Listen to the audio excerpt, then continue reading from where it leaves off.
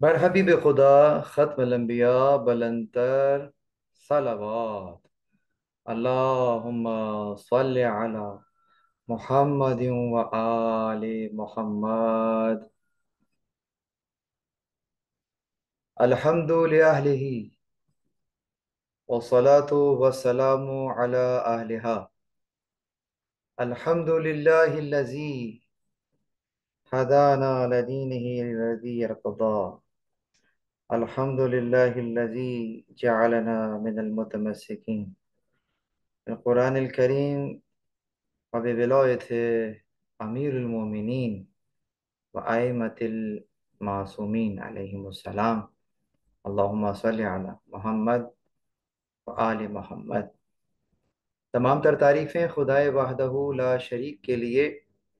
दुरूद और सलाम मोहम्मद और अहले बैत मोहम्मद अलैहिस्सलातु वस्सलाम की ज़वात मुक़द्दसा पर। हम्द है उस खुदा की कि जिसने हमें और आपको कुरान करीम विलायत अमीरुल मोमिनीन और दीगर आइम्मा अलैहिमुस्सलाम की विलायत से मुतमस्सिक किया। परवरदिगार आलम का लुत्फ़ है, एहसान है, तौफीक है कि उसने अल्हम्दुलिल्लाह हमें ये एक और मौका इनायत फरमाया कि हम अपने अकायद को समझने के लिए, गौर व गौस करने के लिए हम एक मर्तबा फिर अपने एक नए सेमेस्टर का आगाज़ कर चुके हैं। और वो सफ़र जो तौहीद से शुरू हुआ था, फिर आहिस्ता आहिस्ता अदले इलाही तक पहुँचा।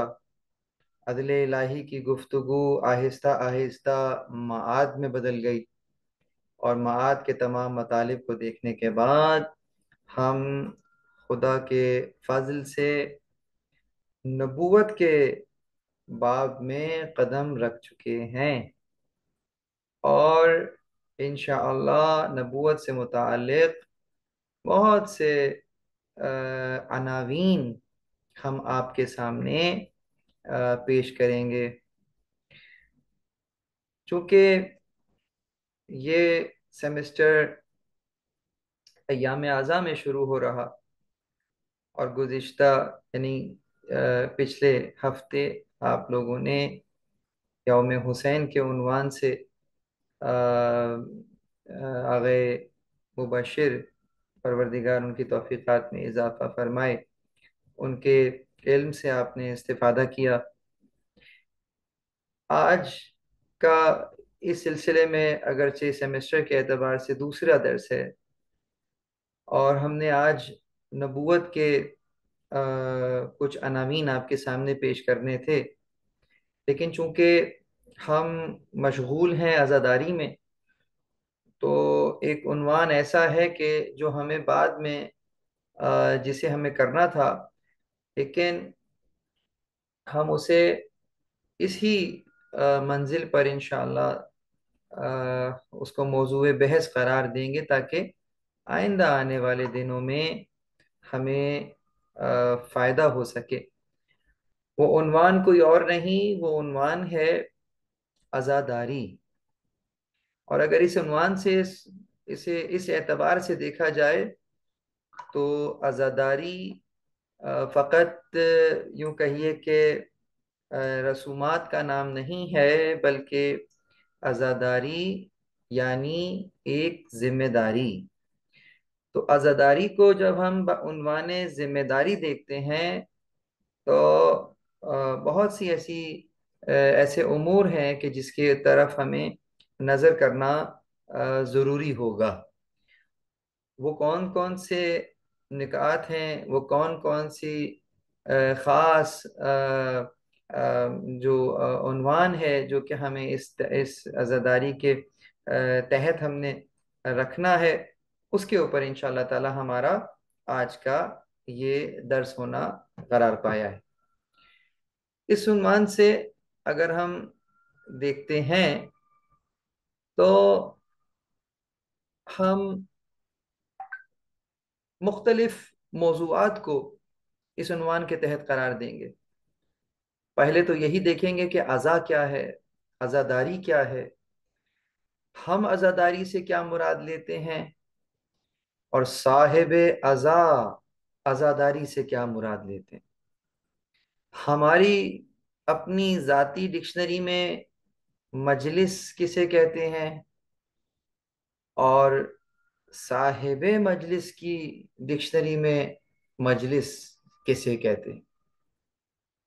हम अपने तई कौन सी मजालिस को पसंद करते हैं, और जो साहिबाने अज़ा हैं वो मजालिस को कैसे पसंद करते हैं, उनका मेयार क्या है।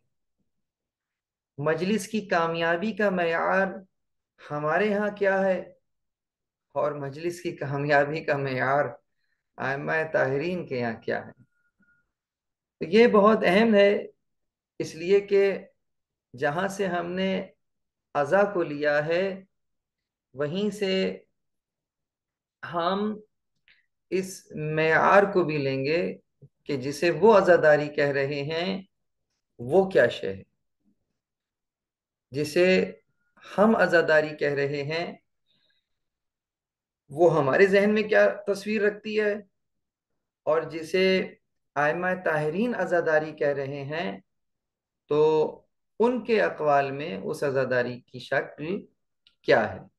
ये एक बहुत अहम मौजू होगा जो हमारी गुफ्तगू का महवर रहेगा।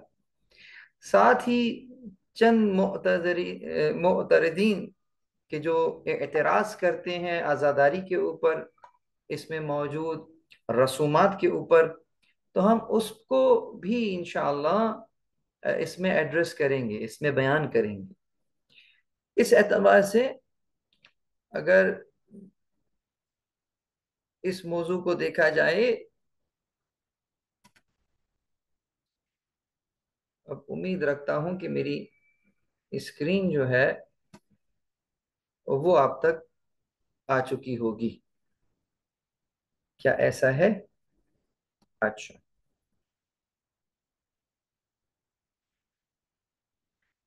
इस एतबार से अगर हम देखते हैं तो अजादारी, इसमें छुपा रम्ज हम खास इमाम जाफर सादिक अलैहिस्सलातु वस्सलाम से इस अंदाज से देख सकते हैं कि इमाम फरमाते हैं कि नफसुल महमूम लिदुल्मिना तस्बीह। और अगर सर्फ के कायदों को जहन में रखकर इसको पढ़ा जाए तो नफसुल महमूम लिदुल्मिना तस्बीहुन व हम्मुहु लना इबादतुन व कितमानु सिर्रिना जिहादुन फी सबीलिल्लाह। ये अमाली मुफीद के अंदर भी ये रिवायत मौजूद है, बिहार के अंदर भी ये रिवायत मौजूद है, और मुतअद्दिद मकामात के ऊपर ये रिवायत ज्यादातर इसी इन्हीं अल्फाज के साथ जो है वो नकल हुई है। ثم قال أبو عبد الله عليه السلام يجب أن يكتب هذا الحديث بالذهب. الله أكبر. يجب أن يكتب هذا الحديث بالذهب कि जरूरी है तुम्हारे ऊपर कि इस हदीस को सोने से लिख दो। यानी इतनी अहम हदीस है ये कि तुम पर जरूरी है कि इसे सोने से इसे लिखा जाए। अल्लाह अकबर। क्या रम्ज पोशीदा है इस हदीस के अंदर कि आपने जहां हाथ रखा वो है नफसुल महमूम। यानी अजादारी के अंदर एक बहुत बड़ा अंसर जो है वो इस नफसुल महमूम का है। यानी कि जो तुम सांस खींच रहे हो गम के साथ। महमूम हम गम से है, वही हम लना। महमूम वो शख्स जो महमूम है ऐसी हालत में जो हम के हालत में गम के आलम में सांस खींच रहा है। लेकिन वो गम कैसा गम होना चाहिए? वो गम कोई उसका जाती गम नहीं होना चाहिए, वो गम किसी पर्पस के लिए होना चाहिए, किसी मकसद के लिए होना चाहिए।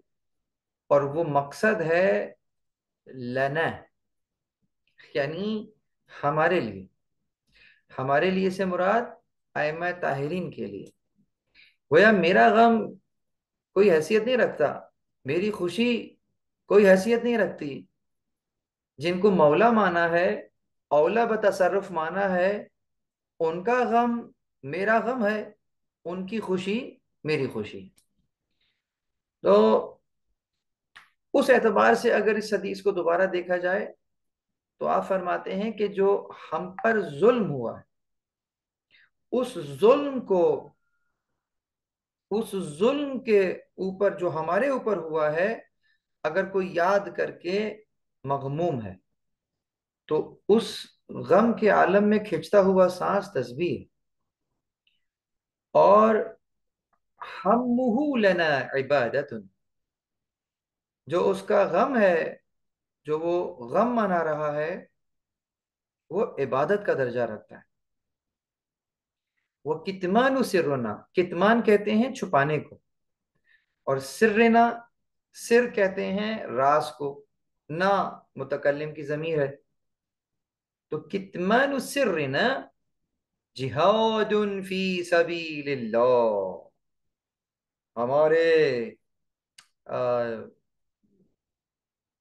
राज को छुपाना जिहादुन फी सबीलिल्लाह है।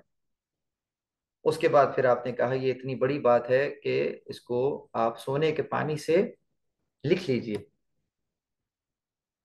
इस एतबार से हम इसकी थोड़ी सी एक और हदीस लेके फिर इसकी शरह करें। इमाम फरमाते हैं,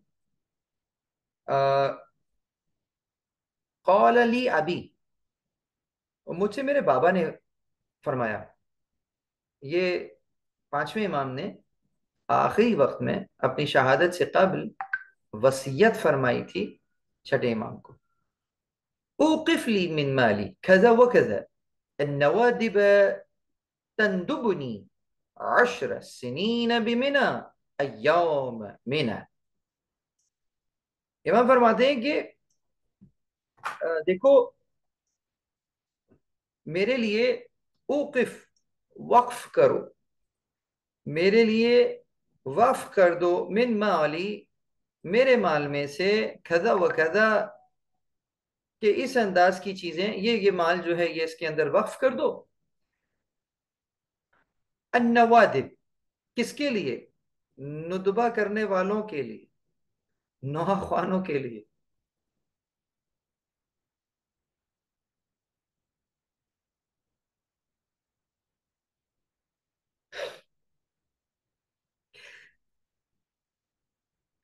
अशरा सिनीना, 10 साल तक, पे मिना, मिना के मैदान में। लेकिन मिना का मैदान ऐसा नहीं जो खाली मैदान हो। बे मिना अय्याम मिना, जब मिना के अय्याम हो तो मेरे लिए वहां माल खर्च करो, उन लोगों के लिए जो मुझ पर नौहा करें। अल्लाह अकबर। किस कदर अहम है, किताब मन ला हज़ुल फकीह के अंदर ये रिवायत मौजूद है। इमाम अलैहिस्सलाम तशवीक दिला रहे हैं और अपने माल में से एक हिस्सा मुख्तस कर रहे हैं इसी काम के लिए। इसका मतलब अज़ा इस कदर अहम है कि इमाम वसीयत फरमा रहे हैं अपने माल में से एक हिस्सा मुख्तस करो इस काम के लिए। और जो रोने वाले हैं नवादिब, उन पर खर्च करो। यानी कि यकीनन जब कोई इस किस्म की मजलिस रखी जाएगी, तो यकीनन मुमकिन है, यकीनन उसमें एक्सपेंस होता है, उसके अंदर खर्चा होता है, उसके अंदर माल खर्च होता है। तो वो माल इमाम पहले से ही इंतजाम करके जा रहे हैं कि उनके बेटे को कोई परेशानी ना हो और वो अपने बाबा का गम मनाए। यकीनन करबला आपके सामने आ रही है ना। यहां तक कि आपने शोरा को तशवीक दिलाई। कहते हैं, मा मिन अहदिन क़ाल फिल हुसैन शेरन फबका व अबका बिही इल्ला औजब अल्लाहु लहुल जन्नह व गफर लह।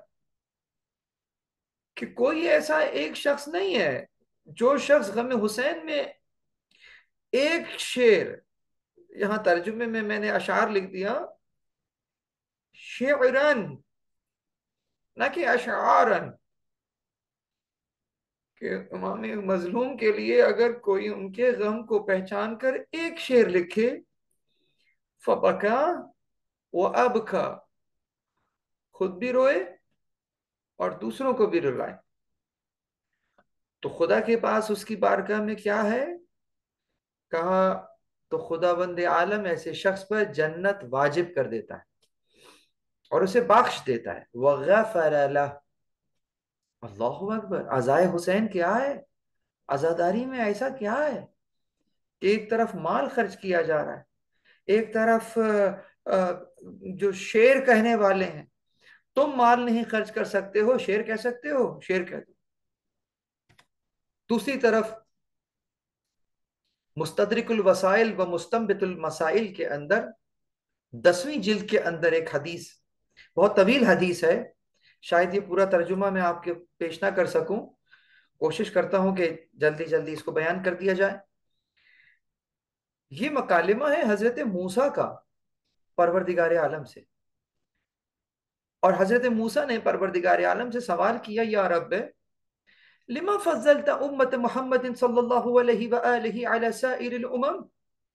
ए परवरदिगार, उम्मत मोहम्मदी को इतनी फजीलत क्यों दी है तमाम उम्मतों के ऊपर? फ़क़ाल अल्लाहु तआला फ़ज़लतुहुम लिअश्रि ख़िसाल। अल्लाह रब्बुल इज्जत ने फरमाया कि मैंने उनको फजीलत दी है लिअश्रि ख़िसाल, 10 खसूसियात की वजह से उन्हें तमाम उम्मतों के ऊपर फजीलत दी है। कौला मूसा वमा तिलकल खिसाल अल्लती यअमलूनहा हत्ता अमरु बनी इसराइल यअमलूनहा। हजरत मूसा ने फरमाया कि मुझे वो खिसाल बयान कीजिए कि ताकि मैं बनी इसराइल को भी उससे मुत्तला करूं कि वो भी उन चीजों पर अमल करें। क़ाल अल्लाहु तआला अस्सलात वज़्ज़कात वस्सौम वलहज वलजिहाद वलजुमा वलजमाअतु वलकुरआन वलइल्मु वलआशूरा। अल्लाह रब्बुल इज्जत ने फरमाया कि वो ज़कात है, वो रोज़ा है, वो हज है, वो जिहाद है, वो यौमुल जुमा है, वल जमाअतु वल कुरआन, और जमाअत की जो नमाज है ये भी खुसूसियात में से है। और इल्म जो उन्हें अता किया वो उनको मखसूस कर देता है फजीलत में दीगर उम्मतों के ऊपर। और आखिर में फरमाया वल आशूरा, और आशूरा। हजरत मूसा ने 10 चीजों का नाम सुन लिया, 9 के बारे में नहीं पूछा। जैसे आप हैरान हो रहे हैं, हजरत मूसा भी ऐसे ही हैरान हुए और फरमाया, कौला मूसा अलैहिस्सलाम या रब्बे वमल आशूरा। ऐ मेरे परवरदिगार, ये आशूरा क्या है? कौला अल बुकाउ व तबाकी अला सिब्त मुहम्मद सल्लल्लाहु अलैहि वल मरसिया वल अज़ाउ अला मुसीबत वुल्दिल मुस्तफा। कहा है मूसा, आशूरा वही रोना है, रुलाना है, अला सिब्त मोहम्मद, मोहम्मद के बेटे के गम में रोना, रुलाना, अजा करना, मरसिया कहना, ये अजा है। या मूसा, अब परवरदिगार आलम मजीद सिफात बयान करता, या मूसा मा मिन अब्दिन मिन अबीदी फी ज़ालिका ज़मान बका औ तबाकी व तअज़्ज़ा अला वलदिल मुस्तफा सल्लल्लाहु अलैहि व आलिहि इल्ला व कानत लहुल जन्नह ज़ाबितन फीहा। ए मूसा, बंदों में से कोई बंदा ऐसा नहीं है कि अगर वो उस जमान के अंदर रोए, रुलाए, अजा करे मोहम्मद मुस्तफ़ा सल्लल्लाहु अलैहि वसल्लम के बेटे के लिए, मगर नहीं कि मैं उसको बख्श दूं, उसके गुनाह बख्श दूं, और उसे जन्नत में दाखिल करूं। वमा मिन अब्दिन अनफक मिन मालिही फी महब्बती इब्न नबीये। अब यहां परवरदिगार निस्बत बदल रहा है। वहां मोहम्मद का बेटा कहा था, यहां कहता है कि कोई शख्स नहीं मगर ये कि अगर वो एक अपने माल में से खर्च करे नबी की बेटी के बेटे के गम में, तआमन व गैर जालिक, या तो दिरहम खर्च करे या खाना खिलाए या इसके अलावा कुछ करे, इल्ला, मगर ये के बारकत लहू फी दार दुनिया अद्दरहमु बिसबईना दिरहमान, मैं उस एक दिरहम के अंदर बरकत दे दूंगा 70 दिरहम के बराबर। इसका इतलाक दोनों जहानों में हो जाएगा कि अगर दुनिया में खर्च कर रहे हो तो तुमने 1 दिरहम खर्च किया है तो तुम्हें 70 करके लौटा दिया जाएगा, और तुमने 1 दिरहम खर्च किया है नामा अमाल में 70 दिरहम ही लिखे जाएंगे।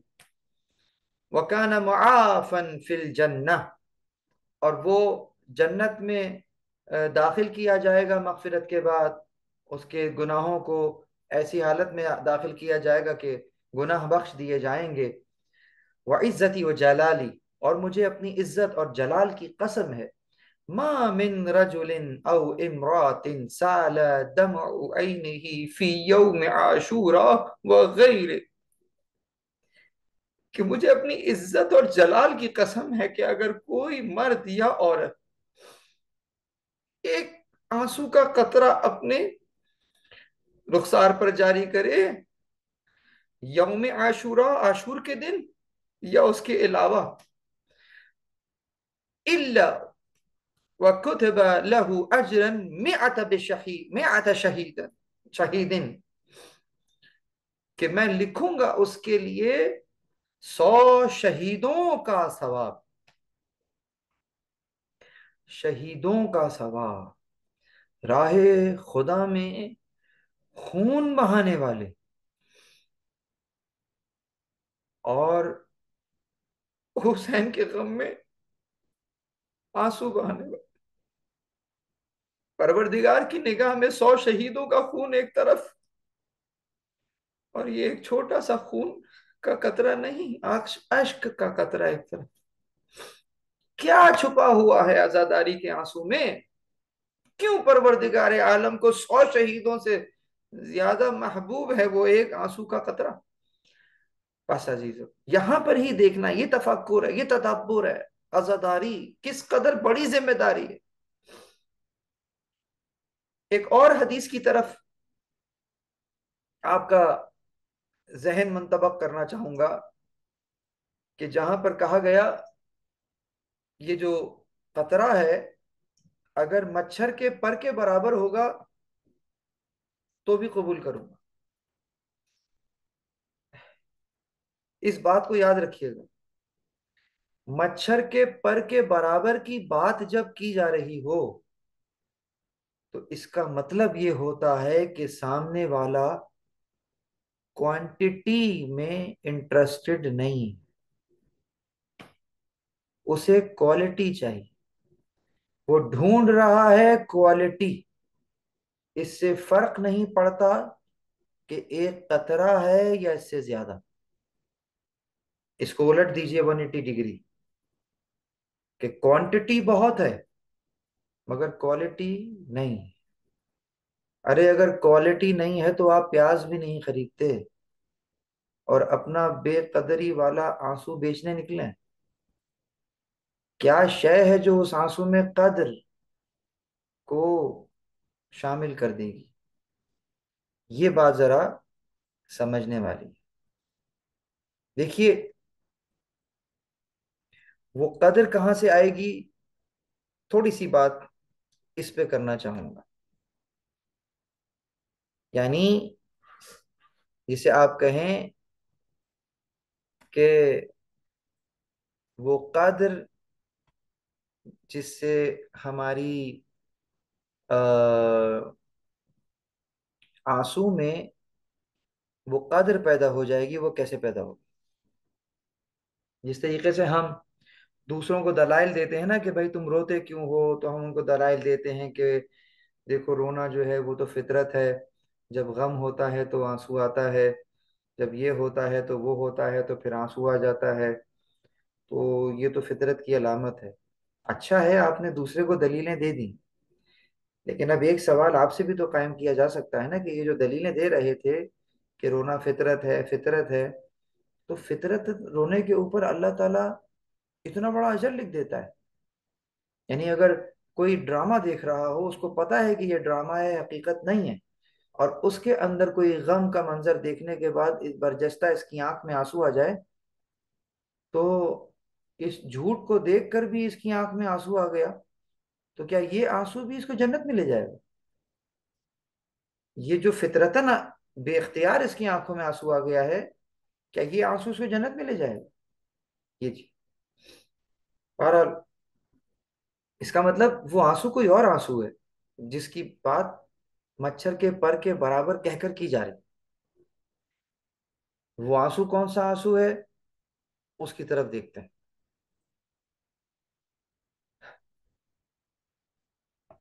वो आंसू इस अंदाज से है कि जब अजादारी के मकासद को सामने रखकर आंसू निकलेगा, तो फिर उस आंसू के अंदर क्वालिटी पैदा हो जाएगी, और उनमें से पहला मकसद अमर बिल मारूफ व नही अनिल मुनकर है। कि आपके जहन में इमाम के मकासद मौजूद हैं, और इमाम के मकासद में से एक वाज़ेह मकसद यही अमर बिल मारूफ व नही अनिल मुनकर है। कि आप फरमाते हैं कि इन्नी लम अखरुज अशरन वला बतरन वला मुफसिदन वला ज़ालिमा, इन्नमा खरजतु लितलबिल इस्लाह फी उम्मत जद्दी, उरीदु अन आमरा बिल मारूफ व अनहा अनिल मुनकर व असीरु वसीरत जद्दी व अबी अली इब्न अबी तालिब। यानी इस पूरे सैयद शुहदा के खत की उस तहरीर में जो अमर बिल मारूफ व नही अनिल मुनकर है, वो एक नुकाती एजेंडा करार पाया इस तहरीक का। तो अब अगर सैयद शुहदा की तहरीक जुड़ी हुई है अमर बिल मारूफ व नही अनिल मुनकर से, तो इस अश्क को भी जुड़ना चाहिए अमर बिल मारूफ व नही अनिल मुनकर से। अगर तो ये अश्क इस चीज से जुड़ गया, तो इसमें क्वालिटी पैदा हो जाएगी, और इमाम ज़मान अलैहिस्सलाम यकीनन इस आंसू को पसंद करेंगे कि जिसके अंदर इमाम ज़मान अलैहिस्सलाम के उस हक को जिसे उम्मत ने छीन लिया, वापस पलटाने की तड़प हो। ये आंसू, हर आंख से बहता हुआ आंसू आपको अपने इमाम ज़मान से और नजदीक से नजदीक तर कर रहा होगा। ये वो आंसू है कि अगर मच्छर के पर के बराबर भी आ गया है, पहला कदम ही सही, जन्नत की तरफ तुम्हारा सफर शुरू हो गया। दूसरा पहलू अमर इमाम जमान को जिंदा करना है, जैसा कि मैंने आपके सामने बयान किया।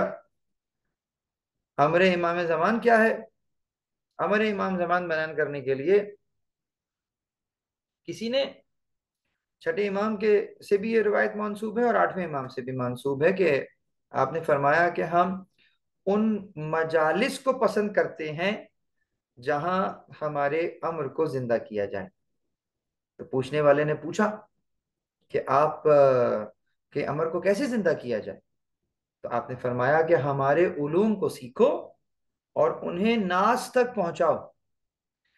कि जब लोग हमारे कलाम की खूबसूरती को जान लेंगे, तो यकीनन उस पर अमल करेंगे। तो इस तरीके से इमाम का अमर जिंदा हो जाएगा। यानी कि जितने लोग आप मुझे सुन रहे हैं और जितने जहां जहां भी मजालिस आज़ा बर्पा हो रही हैं, दर हकीकत उन सब की जिम्मेदारी इमाम ये बयान कर रहे हैं कि उन सब की सब जिम्मेदारी, आजादारी जिम्मेदारी, उन सब की जिम्मेदारी ये है कि उलूम आले मोहम्मद को कस्ब करें, अपने नफ्स में जज्ब करें। और जब इस कलाम की ब्यूटी जो आपने जज्ब कर ली है लोग अपनी आंखों से देखेंगे, तो यकीनन वो खिंचे चले आएंगे अहले बैत की तरफ। ये ट्रैक दिया है आइम्मा ताहिरीन ने हमें अज़ा के जरिए से।